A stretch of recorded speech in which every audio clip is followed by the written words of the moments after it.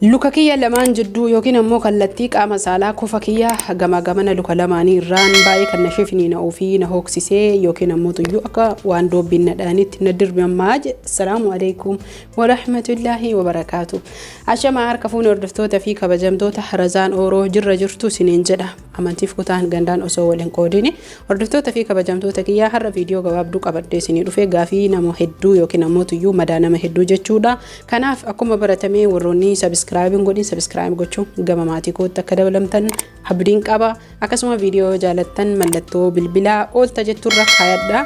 Itti aansee warroonni subscribe gochuun maatii koo taatan hundi keessan galatooma. Warroonni jajjabina naa hawwitanis akkasuma mootuyyuu koomantiin na jajjabeessaa artan keessan gaafii adda addaa na gaafattanii irraa fayyadamtanii galatoominaan jettan isinis na galatoomaa isiniin jedha. Har'as jechuudha gaafii nama lammoo sadii kan gaafatamee jedhe garuu shamarree hedduu kan dararamaa jirtu keessattuu ijoollee keenya kan biyya Arabaa hojjetanii yeroo marsaan laguu itti dhufu yeroo tokko jechuu kan itti hammaatu sammaalidha jechuun keessa wannolle luka isaanii kana lamaan gamana irraanii akka oo'aa godhee shifiniinaa yookiin ammoo hooksisee dirmammaahu jechuudha ni dirmammaaha.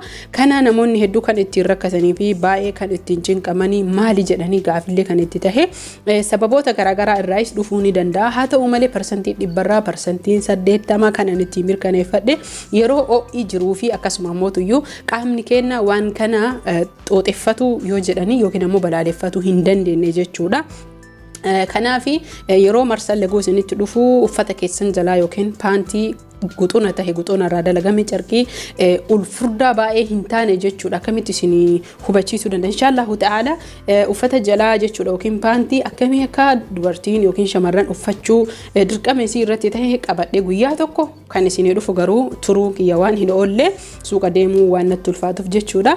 Itti aansee jechuudha shamarran keenya yeroo marsaan laguu itti dhufu waan fayyadaman jechuudha. Wantoota fayyadaman kana haffaazaa tahuu carqii haa tahuu wantoota akka dhiigni alatti hin baane ittisu fayyadamnu qulqullina sirriitti qabaachuu qaba. Qulqullina qabaachuu qaba isiniin jedhu kan faarmaasii irraa bitannus tahee kan gabaa irraa oolfannu walumaa galatti qulqullaa'aa tahee fi akkasuma mootuyyuu hojiin isaa akkasuma mootuyyuu waan qulqullaa'aa taheen kan hojjetamee fi dhibbarraa dhibbatti amansiisaa kan tahe tahuu qaba.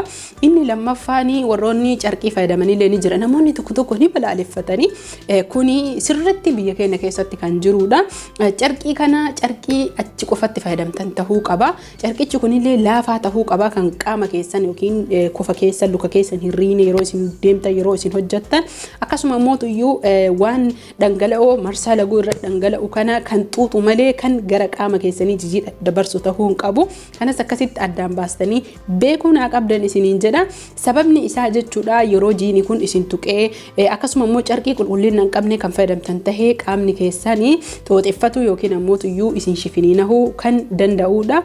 Itti aansee jechuudha wantoota mana keenya keessa jiran waan hedduutu jiranii isaan keessaa waan akka harcee boqqolloo zayitii zayituuna walitti maynee kofa keenya lamaan jidduu yeroo hunda yeroo marsaan laguu dhufu fayyadamuun dirqama nurratti.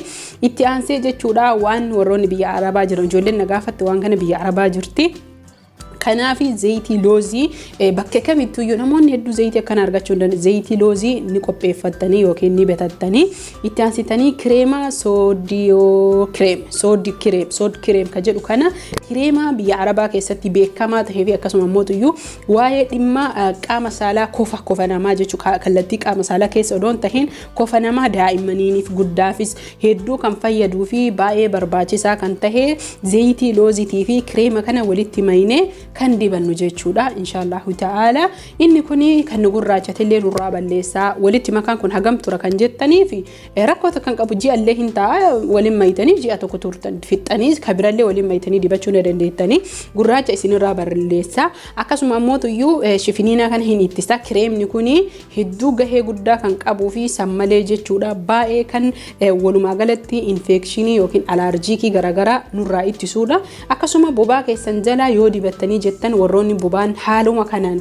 qaamni keessan OA keessaa yoo qabaate akkasuma immoo tuyyuu infekshinii adda addaa irraa sababa tahee bobaan keessan kan isin hooksisuu fi baakteeriyaa faangasii garaagaraa kuufatee kan isin gurraachatu yoo tahee haala kanaan bobaa keessan jalallee dibattanii fayyadamuu ni dandeettanii qofa keessanillee kallattii makanaan kan dibattanidha jechuudha. Garuu kallattii qaama saalaa akka afaan bira hin geenne luka keessa lamaanii jidduu lukaa akkasuma ammoo tuyyuu bakka isin dirmammaa'u dibachuu dandeettani. Warroonni waan akkanaa fuula keessan irratti yeroo hedduu isin hin jira jedhee yaada. Sababa OA ijoollee teennaa mana arabaa hojjettu ramadaana fa'a asirritti biyya arabaa kuni waan akkasiisan ta'a fuulli isaanii diimate shifiniina yookiin ammoo tuyyuu alaarjiikii garaagaraa yaasa fuula keessan saamunaan dhiqattanii haaluma saniin dibattan kireema san qofa jechuudha. Zayitii loozii odoo ittiin makini waan tokkollee odoo ittiin makin isiniin jedha. Haala kanaa yoo fayyadamtan inshallah ta'ala ni fayyitan jedhee abdiin qaba. Turtii gaarii fayyaan faaya viidiyoo hadda gabaabduu qabadhee isinii dhufee akka irraa fayyadamtan abdiin qaba. Akkuma baratame horri subscribe goone subscribe gochuun share gochuun hiriyoota keessanii qooda horaa bulaa galatooma hundi keessanuyyuu isiniin jedha. Like hin dagatina.